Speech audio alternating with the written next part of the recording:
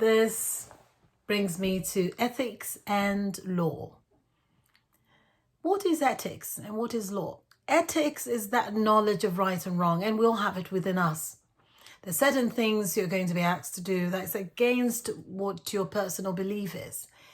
And sometimes we're caught between doing what's right in your own mind and doing what is asked of us in our scope of practice or in the place where we work.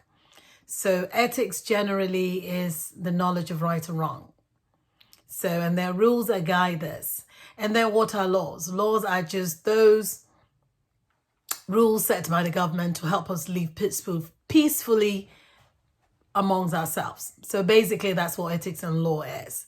So I don't want to go too much into ethics, but just know that is the knowledge of right and wrong. Okay. And there are many rules that guide us. Maybe later on we'll talk about it, but you just need to know this. Okay. So this brings me to, I'm going to end this series, this particular segment here. Hopefully, I have been able to throw light in some of the things that you were not sure of, hoping that me talking about it or coaching about it or reviewing it helps you when you're, learning all these different definitions and meanings, because sometimes it helps to just have someone one-on-one, so to speak, in front of you, like in a real classroom. And that's what I strive to achieve here.